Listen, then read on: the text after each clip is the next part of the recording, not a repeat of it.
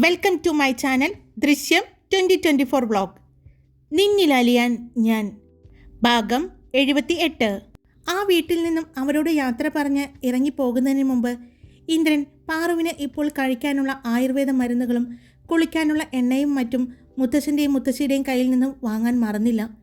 എത്ര വലിയ ചർച്ചയാണെങ്കിലും കാര്യമാണെങ്കിലും അതിനിടയിൽ പോലും അവൻ അവളുടെ കാര്യം ശ്രദ്ധിക്കുന്നുണ്ടെങ്കിൽ അവൾ എത്രത്തോളം ഇന്ദ്രജിത്ത് ലോകനാഥൻ്റെ പ്രാണനാണെന്ന് മനസ്സിലാക്കാൻ പറ്റുകയായിരുന്നു എല്ലാവർക്കും. വീട്ടിലെത്തി പാറു നന്നായി ക്ഷീണിച്ചു. ഇനി കല്യാണത്തിരക്കും കാര്യങ്ങളും കൂടി ആവുമ്പോൾ അവൾ ഒന്നുകൂടി ക്ഷീണിക്കും എന്ന് ഇന്ദ്രന് തോന്നി. എന്നാലും അവൻ അവളെ ചേർത്ത് പിടിച്ച് കൂടെ തന്നെ ഉണ്ടായിരുന്നു എല്ലാ കാര്യത്തിനും. പിറ്റേന്ന് എല്ലാവരും കൂടി പുറത്തു പോകാമെന്ന് പറഞ്ഞെങ്കിലും ഇന്ദ്രൻ സമ്മതിച്ചില്ല. ഇന്നലെ പാറു നന്നായി ടയേർഡായിരുന്നു എന്നതാണ് അതിനുള്ള കാരണം.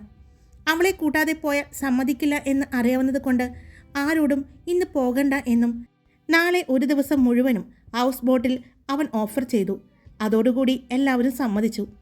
ഇതേസമയം കാശിയും അച്ഛനും അമ്മയും വീട്ടിലെത്തിയപ്പോൾ മുത്തശ്ശിയും മുത്തശ്ശനും അവരെ കാത്ത് ഇരിക്കുന്നുണ്ടായിരുന്നു. മുത്തശ്ശൻ വിളിച്ചിരുന്നു എത്താൻ പറഞ്ഞ്. മുത്തശ്ശിയും മുത്തശ്ശനും ഇന്ന് അവിടെ പാർവതിയും ഇന്ദ്രജിത്തും അവരുടെ ഫാമിലിയും എല്ലാവരും വന്ന കാര്യം പറഞ്ഞു. അത് കേട്ടപ്പോൾ കാശിയുടെ അമ്മയ്ക്ക് ദേഷ്യം തോന്നിയെങ്കിലും അവർ ഒന്നും മിണ്ടിയില്ല. പിന്നെ മൂത്ത മകനും ഫാമിലിയും അവിടെ നിന്ന് താമസം മാറുകയാണെന്നും വൈശാഖിൻ്റെ കല്യാണത്തിന് മുമ്പ് തന്നെ അവർ വീട് മാറുകയാണെന്നും മുത്തശ്ശൻ പറഞ്ഞു. എന്നാൽ അവർ പോകുന്നത് ഇന്ദ്രജിത്തിൻ്റെ വീടിനടുത്തേക്കാണെന്ന് അറിഞ്ഞതും കാശിയുടെ അമ്മയുടെ മുഖം മാറി. ഓ, അപ്പോൾ ഇന്ദ്രജിത്തായിരിക്കുമല്ലേ ആ വീട് വാങ്ങിക്കൊടുക്കുന്നത്? അവർ ചോദിച്ചു. ഇന്ദ്രജിത്ത് ലോകനാഥ ഗുപ്തയുടെ കൂടെ കൂടിയാൽ എന്തും ചെയ്തു കൊടുക്കും എന്ന് അറിയാവുന്നത് കൊണ്ടാണോ വൈഷ്ണവും വൈശാഖും വിടാതെ പിടികൂടിയിരിക്കുന്നത് അല്ലേ? ഒരു പുച്ഛത്തോടെ കാശിയുടെ അമ്മ ചോദിച്ചു. ആയിരിക്കും. കാരണം ആ മോനെ കണ്ടപ്പോൾ തോന്നി സ്നേഹിക്കുന്നവർക്ക് വേണ്ടി എന്തും ചെയ്യുന്ന ഒരു മകനാണെന്ന്. എന്തായാലും പാർവതി മോളുടെ ഭാഗ്യം തന്നെയാണ് ഇന്ദ്രജിത്ത്. അത് പറഞ്ഞപ്പോൾ കാശിയുടെയും കാശിയുടെ അമ്മയുടെയും അച്ഛൻ്റെയും മുഖം മാറി. കോളേജിൽ നിന്ന് പോയ ഒരു ആവശ്യത്തിന് പോയിട്ട് അവിടെ ചെന്ന് പ്രണയിച്ച് വിവാഹം കഴിച്ചതല്ലേ? പഠിക്കാൻ വിട്ട പഠിക്കണം, അല്ലാതെ പ്രണയിച്ച് ആരും അറിയാതെ വിവാഹം കഴിക്കുകയല്ല വേണ്ടത്. എന്നിട്ട് കാശുള്ള വീട്ടിൽ നിന്നായതുകൊണ്ട് എല്ലാവരും കണ്ണടച്ച് സ്വീകരിച്ചു. ഇനി ഇന്ദ്രജിത്ത് എന്ന് പറയുന്ന ആൾക്ക് പണമില്ലായിരുന്നെങ്കിൽ ഇങ്ങനെ സ്വീകരിക്കായിരുന്നോ? കാശിയുടെ അമ്മ ചോദിച്ചു. പാർവതി മോളുടെ തലയിൽ എഴുതിയിട്ടുണ്ട്, അവർക്ക് പിടിച്ച ആളുകളെ കിട്ടൂ. അവളുടെ പാതിയായി ദൈവം വിട്ടത് ഇന്ദ്രജിത്തിനെയാണ്. അവർ തമ്മിൽ കണ്ടുമുട്ടണമെന്നും വിവാഹം കഴിക്കണമെന്നും എല്ലാം ദൈവനിശ്ചയമാണ്. അതിനെ ആരും തടയാൻ നോക്കിയാൽ നടക്കില്ല, മുത്തശ്ശി പറഞ്ഞു. പിന്നെ ഞങ്ങളിപ്പോൾ നിങ്ങളോട് വരാൻ പറഞ്ഞത് മറ്റൊരു കാര്യം പറയാനാണ്. ഈ വീടും ഈ സ്ഥലവും എല്ലാം നിങ്ങളുടെ പേരിലേക്ക് മാറ്റാനുള്ള കാര്യങ്ങൾ ചെയ്യാമെന്ന് കരുതുന്നു. മുത്തശ്ശൻ പറഞ്ഞതും ഒരു ഞെട്ടലോടെ കാശിയുടെ അമ്മയും അച്ഛനും പരസ്പരം നോക്കി. അതെന്താ ഞങ്ങളുടെ പേരിൽ മാത്രം? അപ്പോൾ ഏട്ടനും ഗീതയ്ക്കും ഒന്നും വേണ്ടേ? വേണ്ട, അവർക്ക് വേണ്ട എന്ന് പറഞ്ഞു. അതുകൊണ്ട് ഇത് എത്രയും പെട്ടെന്ന് നിങ്ങളുടെ പേരിലേക്ക് ആക്കാനുള്ള കാര്യങ്ങൾ ചെയ്യാൻ നോക്കിക്കോ. എന്നാണ് ഡേറ്റ് നോക്കി എന്ന് പറഞ്ഞാൽ മതി, ഞങ്ങൾ രണ്ടുപേരും വന്ന് സൈൻ ചെയ്തു തരാം, മുത്തശ്ശൻ പറഞ്ഞു. ഓ, ഇതിലും വലുതാണല്ലോ അവർക്ക് രണ്ടുപേർക്കും കരുതി വച്ചിരിക്കുന്നത്. അതുകൊണ്ട് ഇതൊന്നും അവരുടെ കണ്ണിൽ പിടിക്കുന്നുണ്ടാവില്ല, കാശിയുടെ അമ്മ പറഞ്ഞു. അതിന് അവർ രണ്ടുപേരും ഒന്നും മിണ്ടിയില്ല. പിന്നെ മറ്റൊരു കാര്യം കൂടിയുണ്ട് ഞങ്ങൾ ഇനി കൺസൾട്ടിങ് നിർത്തുകയാണ്. ഞങ്ങൾക്ക് പ്രായമായി വരികയാണല്ലോ. അതുകൊണ്ട് ഇനിയുള്ള കാലം സ്വസ്ഥമായും സമാധാനമായും റെസ്റ്റ് എടുക്കാമേ എന്ന് കരുതുന്നു. അതുകൊണ്ട് വൈശാഖും വൈഷ്ണവും വരുമ്പോൾ ഞങ്ങൾ അവരുടെ കൂടെ പോകും കുറച്ച് ദിവസം. നിങ്ങൾ 3 പേരും ഇവിടെ ഉണ്ടാകാറില്ലല്ലോ, തിരക്കല്ലേ നിങ്ങൾക്ക്? അപ്പോൾ അവിടെയാകുമ്പോൾ ഞങ്ങളെ നോക്കാൻ അവരെല്ലാവരും ഉണ്ടല്ലോ. അതുകൊണ്ട് ഞങ്ങൾ അങ്ങോട്ട് പോകും, മുത്തശ്ശൻ പറഞ്ഞു കേട്ടതും കാശിയുടെ അച്ഛൻ ഞെട്ടലോടെ തൻ്റെ അച്ഛനെയും അമ്മയെയും നോക്കി. ഓ, അപ്പോൾ അതാണ് കാര്യം. ഇതെല്ലാം ഞങ്ങൾക്ക് എഴുതി തന്നിട്ട് മൂത്ത മകൻ്റെ ഒപ്പം പോയി ജീവിക്കാനാണ്. ഇപ്പോൾ പറഞ്ഞത് വെച്ച് നോക്കുകയാണെങ്കിൽ മകളും അവിടെ തന്നെയാണല്ലോ. നിങ്ങളെല്ലാവരും ഒറ്റക്കെട്ട്, ഞങ്ങൾ മാത്രം ഒറ്റയ്ക്ക്. കൊള്ളാം, നടക്കട്ടെ. കാശിയുടെ അമ്മ അകത്തേക്ക് പോയി. അവരുടെ പുറകെ തന്നെ ഭർത്താവും. കാശി ഒന്നും മിണ്ടാതെ പുറത്തേക്കിറങ്ങിപ്പോയി. ഇതേസമയം അലോകും അലങ്കൃതയും റിസോർട്ടിൻ്റെ ഡീലിംഗ് സംസാരിക്കാൻ വേണ്ടി വന്ന ഫോറിൻ കമ്പനിയുമായി സംസാരിച്ചു കൊണ്ടിരിക്കുമ്പോഴാണ് അങ്ങോട്ട് കാശി വരുന്നത്. കാശി, നീ എന്താ വൈകിയത്? അലോക് ചോദിച്ചു. അത് മുത്തശ്ശനും മുത്തശ്ശിയും വിളിച്ചിട്ട് പോയിരിക്കുകയായിരുന്നു. ഇവർ പറയുന്നത് കേട്ടോ കാശി, ഇവർ പറയുന്നത് ഇവർ നമ്മുടെ കൂടെ ബിസിനസ്സിൽ റെഡിയാണ് എന്നാണ്. ഈ റിസോർട്ടിൻ്റെ പേരിൽ തന്നെ അവർക്ക് ഇന്ത്യക്കകത്തും പുറത്തും ഒരുപാട് റിസോർട്ടുകൾ തുടങ്ങാൻ ആഗ്രഹമുണ്ടെന്ന്. കാരണം ഇത്രയും പേര് കേട്ട ആയുർവേദ റിസോർട്ട്, അതിൻ്റെ ബ്രാഞ്ച് എന്ന് പറയുന്നത് കൊണ്ട് തന്നെ എല്ലാ ആയുർവേദ റിസോർട്ടുകൾക്കും നല്ല മാർക്കറ്റിംഗ് ഉണ്ടാകും എന്നാണ് അവർ പറയുന്നത്. അത് ശരിയാണ്. പാരമ്പര്യവും പേര് കേട്ട ഈ ആയുർവേദ റിസോർട്ടിൻ്റെ പേരിൽ തന്നെ നമുക്ക് കേരളത്തിൽ തന്നെ പലയിടത്തും വേണമെങ്കിൽ ഈ റിസോർട്ടിൻ്റെ തന്നെ ബ്രാഞ്ചുകൾ സ്വന്തമായി തുടങ്ങാൻ പറ്റും. ഇനി ഇവരെ കൂട്ടണമെങ്കിൽ അവരെയും കൂട്ടാം. പക്ഷേ ഇന്ത്യക്ക് പുറത്തും നമ്മൾ അത് തുടങ്ങാൻ ആഗ്രഹിക്കുന്നുണ്ടെങ്കിൽ അപ്പോൾ നമുക്ക് ഇവരുടെ സഹായം വേണ്ടി വരും. എന്തായാലും നമുക്ക് ആലോചിച്ച് തീരുമാനിക്കാം, അലോക് പറഞ്ഞു. അലോക് എന്താ പറയുന്നത് എന്ന് എനിക്ക് മനസ്സിലാകുന്നില്ല. ഇപ്പോഴും അത് നമ്മുടെ പേരിലായിട്ടില്ല, അത് പാർവതിയുടെ പേരിൽ തന്നെയാണ്. ഇവരെയൊക്കെ വിളിച്ച് സംസാരിക്കുന്നതിന് മുമ്പ് ആദ്യം അത് നമ്മുടെ കയ്യിലേക്ക് കിട്ടുമോ എന്നുള്ള 1% പോലും ഉറപ്പ് എങ്കിലും വേണം. അല്ലാതെ അതിനു മുമ്പ് തന്നെ എല്ലാ കാര്യങ്ങളും തീരുമാനിക്കാൻ നമുക്ക് പറ്റില്ല. കാരണം അറിയാലോ, പാർവതി ഒറ്റയ്ക്കല്ല, അവളുടെ കൂടെയുള്ളത് ഇന്ദ്രജിത്താണ്. അത് മറക്കരുത്, കാശി പറഞ്ഞു. അറിയാം കാശി, പക്ഷേ ഈ നിസ്സാരമായ ഒരു കാര്യമല്ലത്. നമ്മുടെ ജീവിതത്തിലെ സ്വപ്നം മൂലം കാണാൻ പറ്റാത്ത ഒരു സംരംഭമാണ്. ഞാൻ ആ റിസോർട്ടിനെക്കുറിച്ച് ആദ്യമേ അറിഞ്ഞപ്പോൾ, നീയുമായി സംസാരിച്ചപ്പോൾ ഇത്രയും കാര്യങ്ങളൊന്നും ചിന്തിച്ചിട്ടുണ്ടായിരുന്നില്ല. പക്ഷേ പിന്നീട് അതിനെക്കുറിച്ച് വീണ്ടും അടുത്തറിഞ്ഞപ്പോഴാണ് അതിന് ഇത്രയും വാല്യൂ ഉണ്ടെന്ന് എനിക്ക് മനസ്സിലായത്. എന്തായാലും എങ്ങനെയും ഏത് വിധേനയും അത് അവളുടെ അടുത്ത് നിന്ന് നേടിയേ പറ്റൂ. അതിന് എന്തായാലും അവളെ വിവാഹം കഴിച്ച് സ്വന്തമാക്കി അത് നേടാം എന്നുള്ള മോഹം ഇല്ല. കാരണം ലീഗലി പാർവതി ഇന്ദ്രജിത്തിൻ്റെ വൈഫാണ്. അതുകൊണ്ട് പാർവതിക്ക് എന്ത് സംഭവിച്ചാലും അത് ഇന്ദ്രനിൽ തന്നെ വന്നു ചേരും. അതുകൊണ്ട് അവളിൽ നിന്നും എഴുതി മേടിക്കുക എന്നത് മാത്രമാണ് ഇനി നടക്കൂ. അത് വളരെ സിമ്പിളായ കാര്യമൊന്നുമല്ല. നിധി കാക്കുന്ന ഭൂതത്തെ പോലെയാണ് പാർവതിയെ ഇന്ദ്രൻ കൊണ്ടു നടക്കുന്നത്. ഇടവും വലവും തിരിയാൻ സമ്മതിക്കുന്നില്ല, പ്രത്യേകിച്ച് ഇപ്പോൾ അവൾ ഗർഭിണിയായതിൽ പിന്നെ. അലോക് അത് പറഞ്ഞതും കാശി ഒരു ഞെട്ടലിലായിരുന്നു. കാരണം പാർവതി പ്രഗ്നൻ്റ് ആണെന്നുള്ള കാര്യം കാശി അറിഞ്ഞിട്ടുണ്ടായിരുന്നില്ല. അതുകൂടി കേട്ടതും കാശിക്ക് വല്ലാത്ത സങ്കടം തോന്നി. ഇപ്പോൾ പൂർണ്ണമായും അവളെ തനിക്ക് നഷ്ടപ്പെട്ടിരിക്കുന്നു എന്ന് കാശിക്ക് ഉറപ്പായി. എത്ര നിധി കാക്കുന്ന ഭൂതമാണെന്ന് പറഞ്ഞാലും നമ്മുടെ ആവശ്യം പാർവതിയാണ്. അതുകൊണ്ട് ഇന്ദ്രൻ്റെ കയ്യിൽ നിന്നും അവളെ നമ്മൾ നേടുക തന്നെ ചെയ്യും, അലോക് പറഞ്ഞു. പിറ്റേന്ന് രാവിലെ എല്ലാവരും ഹൗസ് ബോട്ടിലേക്ക് പോകാൻ തീരുമാനിച്ചു. ഇന്ദ്രൻ്റെ ഫാമിലിയും എല്ലാം കൂടിയായിരുന്നു യാത്ര. ഉച്ചഭക്ഷണവും ഡിന്നറും എല്ലാം ഹൗസ് ബോട്ടിൽ തന്നെ പ്ലാൻ ചെയ്തു. അറ്റാച്ച്ഡ് ബാത്റൂമോട് കൂടിയ 2 കിടപ്പുമുറികൾ, living area, dining area, upper desk, പ്രഭാത ഭക്ഷണം, ഉച്ചഭക്ഷണം, അത്താഴം, ലഘുഭക്ഷണം എന്നിവ ഉൾപ്പെടുന്നവ, കാഴ്ച കാണൽ, വിശ്രമിക്കൽ, കായൽ ആസ്വദിക്കൽ, മീൻപിടുത്തം എല്ലാം ഉണ്ടായിരുന്നു. എല്ലാവരും ആ യാത്ര നന്നായി ആസ്വദിച്ചു. പാർവതിക്ക് ഉച്ചഭക്ഷണം കഴിഞ്ഞതും റെസ്റ്റ് എടുക്കാനായി ഇന്ദ്രൻ അവളെയും കൊണ്ട് റൂമിലേക്ക് പോയി. മുത്തശ്ശിക്കും മുത്തച്ഛനും റെസ്റ്റ് എടുക്കാനായി മറ്റൊരു റൂമും വിട്ടുകൊടുത്തു. ബാക്കിയുള്ളവരെല്ലാവരും മീൻ പിടിക്കലും കളിയും ഡാൻസും പാട്ടുമായി കൂടി. ഇന്ദ്രൻ്റെ നെഞ്ചിൽ പാർവതി ഉറങ്ങുമ്പോൾ തൻ്റെ പ്രാണൻ തന്നോട് ചേർന്ന് കിടക്കുന്ന ആശ്വാസത്തിൽ, തൻ്റെ നെഞ്ചിൽ അവൾ സുരക്ഷിതമായിരിക്കും എന്നുള്ള വിശ്വാസത്തിൽ ഇന്ദ്രനും അവളുടെ ഒപ്പം തന്നെ കണ്ണുകളടച്ചു. വൈകിട്ട് ഇന്ദ്രൻ കണ്ണു തുറക്കുമ്പോൾ തൻ്റെ നെഞ്ചിൽ തലഭാഗം മുഴുവനും കയറ്റിവെച്ച് ശരീരത്തിൻ്റെ പകുതി മുക്കാൽ ഭാഗവും അവൻ്റെ ശരീരത്തിലേക്ക് കയറ്റിവെച്ച് പെണ്ണ് കിടക്കുന്നത്. ഈ അവസ്ഥയിലും അടങ്ങി ഒതുങ്ങി കിടക്കില്ല. താനെന്തോ എഴുന്നേറ്റ് പോകും എന്നതുപോലെ വട്ടം പിടിച്ച് കിടക്കുന്നത് പോലെയാണ് ഇന്ദ്രന് തോന്നാറ്. ഇന്ദ്രനും അവളെ ചേർത്ത് പിടിച്ചു. പാറു, എഴുന്നേക്ക്, സമയം ഒരുപാടായി. ഇത് വീടല്ല, വാ. അവിടെ ഒച്ചപ്പാടും ബഹളമൊക്കെ കേൾക്കുന്നുണ്ട്. നമുക്ക് പോയി ചായയും സ്നാക്സും വെള്ളവും എന്തെങ്കിലുമൊക്കെ കഴിക്കാം എന്ന് പറഞ്ഞ് ഇന്ദ്രൻ അവളെ വിളിച്ചെഴുന്നേൽപ്പിച്ചു. വാഷ്റൂമിൽ കൊണ്ടുപോയി അവളെ ഫ്രഷാക്കി. അവരെല്ലാവരും നിൽക്കുന്നിടത്തേക്ക് വന്നപ്പോൾ, നിനക്ക് ഉറങ്ങാനായിരുന്നെങ്കിൽ വീട്ടിൽ കിടന്ന് ഉറങ്ങിയാൽ പോരായിരുന്നോ മോളെ? അഖിൽ ചോദിച്ചതും പാർവതി അവനെ നോക്കി മുഖം വീർപ്പിച്ചു.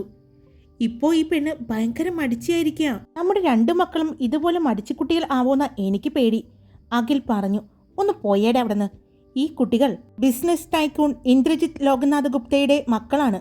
അപ്പോൾ അച്ഛൻ്റെ ആ ബുദ്ധിയും കഴിവും അമ്മയുടെ സൗന്ദര്യവും എല്ലാം ചേർന്ന നല്ല തങ്കക്കുടം പോലത്തെ മക്കളായിരിക്കും, നോക്കിക്കോ, അഖിലിൻ്റെ അച്ഛൻ പറഞ്ഞു. പിന്നീട് എല്ലാവരും കൂടി സംസാരിച്ചു. ഓരോ ഗെയിമുകൾ കളിച്ചും എല്ലാം ആസ്വദിച്ചു. പാർവതിയുടെ സന്തോഷം ഇന്ദ്രൻ ആസ്വദിക്കുന്നുണ്ടായിരുന്നു. എന്നാലും അവളെ ബോട്ടിൻ്റെ അറ്റത്തേക്കൊന്നും അവൻ വിടില്ല.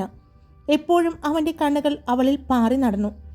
എന്നാൽ അവൾക്ക് ബുദ്ധിമുട്ട് അല്ലാത്ത രീതിയിലായിരുന്നു അവൻ്റെ സംരക്ഷണം മുഴുവനും.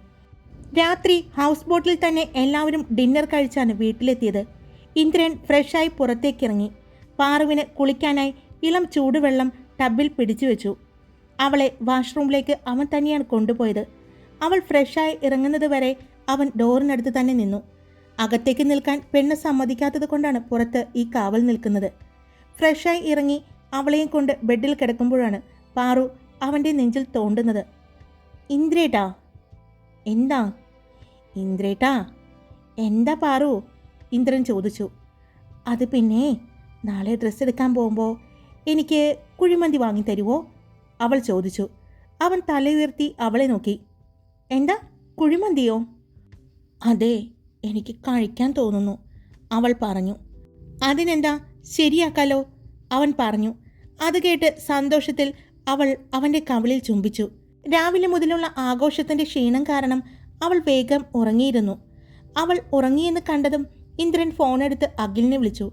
അവൻ ഫോണിലൂടെ പറയുന്ന കാര്യം കേട്ട് അഖിൽ അതിനെന്താ, റെഡിയാക്കാം എന്ന് പറഞ്ഞ് ഫോൺ കട്ട് ചെയ്തു. രാവിലെ ഇന്ദ്രൻ എഴുന്നേറ്റ് ജിമ്മിൽ പോയിട്ട് വരുമ്പോഴും പെണ്ണ് നല്ല ഉറക്കം തന്നെയാണ്. പാറു, എല്ലാവരും റെഡിയാവുന്നു. ഡ്രസ്സ് എടുക്കാൻ പോകുന്നുണ്ടോ? അല്ലെങ്കിൽ ഒരു കാര്യം ചെയ്താലോ? എൻ്റെ മോൾക്ക് ക്ഷീണം ഉണ്ടെങ്കിൽ നമുക്ക് പോകണ്ട, അവർ പോയിട്ട് വരട്ടെ. ഇന്ദ്രൻ പറഞ്ഞതും അവൾ പെട്ടെന്ന് കണ്ണു തുറന്നു. അയ്യോ വേണ്ട, ഞാനും വരുന്നുണ്ട്, നമുക്കും പോകാം. ശരി പോകാം, എന്നാൽ വേഗം റെഡിയാവണം, ഇന്ദ്രൻ പറഞ്ഞു. പിന്നെ ഞാൻ അപ്പോഴേക്കും പോയിട്ട് കോഫി കൊണ്ടുവരാം എന്ന് പറഞ്ഞ് ഇന്ദ്രൻ താഴേക്ക് പോകാൻ ഇറങ്ങിയപ്പോഴാണ് അഖിൽ അങ്ങോട്ട് വരുന്നത്. നീ പറഞ്ഞ ആളുകൾ വന്നിട്ടുണ്ട്, അഖിൽ പറഞ്ഞു. എന്നാൽ ചെയ്തോളൂ, ഇന്ദ്രൻ പറഞ്ഞു. അപ്പോഴാണ് അഖിലിൻ്റെ അച്ഛനും പാറുവിൻ്റെ അച്ഛനും അങ്ങോട്ട് വന്നത്. എന്താ മോനെ കാര്യം? അത് വേറൊന്നുമല്ല അച്ഛാ, പാറുവിനെ കുഴിമന്തി വേണമെന്ന് പറഞ്ഞു. പുറത്തുനിന്ന് വാങ്ങിക്കൊടുക്കാൻ ഇന്ദ്രൻ എന്തോ ഒരു ഇഷ്ടക്കുറവ്. കാരണം എന്തൊക്കെയാണ് ഇടുന്നെന്ന് അറിയില്ലല്ലോ, അതുകൊണ്ട് കുഴിമന്തി ഇവിടെ റെഡിയാക്കാം എന്ന് കരുതി. അത് കേട്ടുകൊണ്ടാണ് വൈശാഖും വൈഷ്ണവും അങ്ങോട്ട് വരുന്നത്. അത് ശരിയാണ്, കഴിഞ്ഞ ദിവസം എൻ്റെ ഒരു ഫ്രണ്ട് അവൻ്റെ ടീം ഹോട്ടലിൽ റെയ്ഡ് നടത്തി. അപ്പോൾ കുഴിമന്തി ഉണ്ടാക്കുന്ന കണ്ടിട്ട് അവൻ പറയാ, ഇനി ജീവിതത്തിൽ കഴിക്കാൻ തോന്നിയില്ല എന്ന്. അത്രയും മോശമായിട്ടാണ് ഉണ്ടാക്കുന്നത്. എല്ലാവരെയും കുറ്റം പറയുന്നില്ല കേട്ടോ, നന്നായിട്ടുണ്ടാക്കുന്നവരുണ്ട്. പക്ഷേ എന്തായാലും ഈ അവസ്ഥയിൽ അവൾക്ക് നല്ല ഹെൽത്തി ആയിട്ടുള്ള ഫുഡ് തന്നെ കൊടുക്കണം. എങ്കിൽ വീട്ടിൽ തന്നെ ഉണ്ടാക്കുന്നതാണ് നല്ലത്, വൈഷ്ണവ് പറഞ്ഞു. എന്നാ മോനെ പറഞ്ഞിരുന്നെങ്കിൽ ഞങ്ങൾ ഉണ്ടാക്കുമായിരുന്നില്ലേ, അമ്മ പറഞ്ഞു. അത് വേണ്ട അമ്മേ, അവൾക്ക് പുറത്തുനിന്ന് കഴിക്കണം എന്നല്ലേ പറഞ്ഞത്. അപ്പോൾ അതിന് പറ്റിയ ആളുകളെ വെച്ച് തന്നെ ഉണ്ടാക്കാം എന്നൊക്കെ വിചാരിച്ചു. അല്ലെങ്കിൽ അത് മതി, കടയിലെ പോലെ കിട്ടിയില്ല എന്ന് പറഞ്ഞ് വാശി പിടിക്കാൻ. ഇന്ദ്രൻ പറഞ്ഞുകൊണ്ട് നിൽക്കുമ്പോഴാണ് വന്നല്ലോ കുഴിമന്തി കൊതിച്ചി എന്ന് പറഞ്ഞ് പാറുവിനെ കളിയാക്കുന്നത് കേട്ട് എല്ലാവരും തിരിഞ്ഞു നോക്കി. അപ്പോഴാണ് പാറു മുകളിൽ നിന്നും ഇറങ്ങി വരുന്നത് കാണുന്നത്. പെട്ടെന്ന് പടികൾ ഇറങ്ങിയ പാറുവിൻ്റെ കാലൊന്ന് ഇടറിയത് കണ്ടതും മോളെ എന്നുള്ള അമ്മമാരുടെ അലർച്ചയും, ഇന്ദ്രൻ മുകളിലേക്ക് കയറുമ്പോൾ പടികളൊന്നും കണ്ടില്ല എന്ന് എല്ലാവർക്കും തോന്നി. അവൻ ചെന്ന് പാറുവിൻ്റെ വയറിലൂടെ താങ്ങിപ്പിടിച്ചു. അവളെ അവൻ്റെ നെഞ്ചിലേക്ക് ചേർത്തു. കുറച്ചുനേരം അവളും ഒന്നും മിണ്ടിയില്ല. അവളും ശരിക്കും പേടിച്ചു പോയി എന്ന് അവന് മനസ്സിലായി. അതുകൊണ്ട് തന്നെ അവൻ ഒന്നും പറയാൻ നിന്നില്ല. അപ്പോഴേക്കും അഖിലും വൈശാഖും വൈഷ്ണവും എല്ലാം അവളുടെ അടുത്തെത്തി. എന്തു പറ്റി മോളെ, അവർ ചോദിച്ചു. അത് ഏട്ടാ എനിക്ക് തല ചുറ്റുന്നത് പോലെ. അവൾ അത് പറയുമ്പോൾ അവളുടെ ശബ്ദം വിറയ്ക്കുന്നുണ്ടായിരുന്നു. എല്ലാവരും ശരിക്കും പേടിച്ചു പോയിരുന്നു. ഇന്ദ്രൻ അവളെ 2 കൈകൾ കൊണ്ട് കോരിയെടുത്ത് താഴേക്ക് വന്നു സോഫയിൽ ഇരുത്തി. കുറച്ചുനേരം അവൻ കണ്ണുകളടച്ച് അവളുടെ അടുത്ത് തന്നെ ഇരുന്നു. അവൻ ശരിക്കും പേടിച്ചു പോയി എന്ന് എല്ലാവർക്കും മനസ്സിലായി. അപ്പോഴാണ് രാവിലെ അമ്പലത്തിലേക്ക് പോയ ഇന്ദ്രൻ്റെ ഫാമിലിയും ലക്ഷ്മിയും എല്ലാം കയറി വന്നത്. എല്ലാവരുടെയും ഇരിപ്പുകൾ കണ്ട എന്താ പറ്റിയേ, ലക്ഷ്മി ചോദിച്ചു. അവളുടെ ചോദ്യത്തിന് ആരും മറുപടി പറഞ്ഞില്ല. എന്താ കാര്യം, അവൾ അല്പം ദേഷ്യത്തിൽ ചോദിച്ചപ്പോഴാണ് വൈശാഖ് കാര്യം പറഞ്ഞത്. അത് കേട്ടതും ഇന്ദ്രൻ്റെ അമ്മ വേഗം പാറുവിൻ്റെ അടുത്തേക്ക് വന്നു. മോളെ, അമ്മ അവളെ ചേർത്ത് പിടിച്ചതും അവളുടെ കണ്ണുകൾ നിറഞ്ഞു. ഇന്ദ്രൻ അവളോടൊന്നും മിണ്ടാതിരിക്കുന്നതാണ് അവൾക്ക് ഏറ്റവും കൂടുതൽ സങ്കടം തോന്നിയത്. അവൾ ഇന്ദ്രനെ നോക്കി. അപ്പോഴും കണ്ണുകൾ അടച്ചിരിക്കുന്നത് കണ്ടു. അവൾ എല്ലാവരെയും നോക്കി. എല്ലാവരുടെയും അവസ്ഥ അതുതന്നെയാണ്. ആരും ഒന്നും മിണ്ടുന്നില്ല. എല്ലാവരും ഇന്ദ്രനെ നോക്കുന്നുണ്ട്. അഖിൽ കണ്ണുകൾ കൊണ്ട് പാറുവിനോട് വിളിക്കാൻ പറഞ്ഞു. ഇന്ദ്രേട്ടാ, ഇന്ദ്രേട്ടാ. അവൾ വിളിച്ചതും ഇന്ദ്രൻ പതിയെ കണ്ണു തുറന്നു. എന്തിനാ നീ താഴേക്ക് വരാൻ നോക്കിയേ? ഞാൻ പറഞ്ഞതല്ലേ അങ്ങോട്ട് കോഫി ആയിട്ട് വരാന്ന്. എന്നിട്ട് ഇനി താഴേക്ക് വരണമെന്നുണ്ടെങ്കിൽ അതിനല്ലേ ഞാൻ ലിഫ്റ്റ് വെച്ചിരിക്കുന്നത്. ഇന്ദ്രൻ അല്പം ദേഷ്യത്തിൽ ചോദിച്ചതും പാറുവിൻ്റെ കണ്ണുകൾ നിറഞ്ഞൊഴുകിക്കൊണ്ടിരുന്നു. അത് കണ്ടതും ഇന്ദ്രൻ വീണ്ടും കണ്ണുകളടച്ച് ഒന്ന് തുറന്നു. അവൻ നോക്കിയപ്പോൾ അഖിൽ അവനോട് കണ്ണുകളടച്ച് വേണ്ട എന്ന് കാണിച്ചു. അത് മനസ്സിലായതുപോലെ ഇന്ദ്രൻ വീണ്ടും അവൻ്റെ ദേഷ്യത്തെ നിയന്ത്രിക്കാൻ ശ്രമിച്ചുകൊണ്ട് അവളെ ചേർത്ത് പിടിച്ചു. കുറച്ചു നേരം അവർ രണ്ടുപേരും ഒറ്റയ്ക്കിരിക്കട്ടെ എന്ന് കരുതി, ഇന്ദ്ര, മോളെയും കൊണ്ട് കുറച്ചു നേരം മുറിയിലേക്ക് പോ. അവൾ പേടിച്ചിട്ടുണ്ട്. ചായ അമ്മ അങ്ങോട്ട് എത്തിക്കും. വൈശാഖ് പറഞ്ഞതും ഇന്ദ്രൻ പാറുവിനെ 2 കൈകൾ കൊണ്ട് കോരിയെടുത്തുകൊണ്ട് നടന്നു. അവൾ പേടിയോടെ കഴുത്തിലൂടെ കൈയിട്ടുകൊണ്ട് അവൻ്റെ നെഞ്ചിലേക്ക് ചാഞ്ഞു. റൂമിൽ കൊണ്ടുപോയി അവളെ ബെഡിലിരുത്തി. അവൻ തിരിഞ്ഞു നടക്കാൻ പോയതും പാർവതി അവൻ്റെ കയ്യിൽ പിടിച്ചു. പിണങ്ങല്ലേ, ഞാനിനി ചെയ്യില്ല, അവൾ കരഞ്ഞുകൊണ്ട് പറഞ്ഞു. അത് കേട്ട് അവൻ അവളുടെ അടുത്തിരുന്നു. പാറു, ഈ സമയത്ത് തലചുറ്റിലുണ്ടാവും. ഇതെല്ലാം ഡോക്ടർ പറഞ്ഞതല്ലേ? അതുകൊണ്ടല്ലേ ഞാൻ ഇവിടെ ഇരുന്നോളാൻ പറഞ്ഞത്. ഒരു നിമിഷം ഇന്ദ്രജിത്ത് ആദ്യമായി പേടി എന്താണെന്ന് അറിഞ്ഞു. ശരിക്കും ഭയന്നു പോയി. ഇന്ദ്രൻ പറഞ്ഞു, ഹായ്, എല്ലാവരും സുഖമായിട്ടിരിക്കുന്നോ? ഞാൻ സുഖമായിട്ടിരിക്കുന്നു. അപ്പോൾ നിന്നിലലിയൻ എന്ന ഈ സ്റ്റോറി ഇനി അധികം ഭാഗങ്ങളില്ല, പെട്ടെന്ന് തന്നെ അവസാനിക്കും. നിങ്ങളെന്നോട് പലരും പ്രണയപൂർവ്വം നിനക്കായി എന്ന സ്റ്റോറി ഇടണമെന്ന് പറഞ്ഞിട്ടുണ്ട്. പക്ഷെ ഞാൻ പറഞ്ഞില്ലേ, ഞാൻ മറന്നിരിക്കുകയാണ്. അതുപോലെ തന്നെ വരുമെന്നൊന്നും എനിക്കറിയില്ല. എന്നാലും ഞാൻ ചെയ്യാൻ ശ്രമിക്കാമെന്ന് കരുതുന്നു. എന്താണ് നിങ്ങളുടെ അഭിപ്രായം? ഒന്ന് കമൻറ്റ് ചെയ്തോളൂ കേട്ടോ. ഇനി പുതിയ സ്റ്റോറി മതിയെങ്കിൽ അത് ചെയ്യാനും റെഡിയാണ് കേട്ടോ. അപ്പോൾ നിങ്ങളുടെ അഭിപ്രായം പോലെ ഞാൻ അടുത്ത സ്റ്റോറി കൊണ്ടുവരുന്നുള്ളൂ. പഴയ സ്റ്റോറി അത് റിപ്പീറ്റിംഗ് കൊണ്ടുവരണമെങ്കിൽ അങ്ങനെ കൊണ്ടുവരാം, അല്ലെങ്കിൽ പുതിയ സ്റ്റോറി കൊണ്ടുവരാം. എന്താണെന്ന് വെച്ചാൽ കമൻറ്റ് ചെയ്തോളൂ കേട്ടോ. അപ്പോൾ ഇഷ്ടപ്പെട്ട ലൈക്ക് ചെയ്യുക, അഭിപ്രായങ്ങൾ കമൻറ്റ് ചെയ്യുക. സബ്സ്ക്രൈബ് ചെയ്ത് കേൾക്കുന്നവരുണ്ടെങ്കിൽ സബ്സ്ക്രൈബ് ചെയ്ത് സപ്പോർട്ട് ചെയ്യുക. Love you all. It's me Karthika.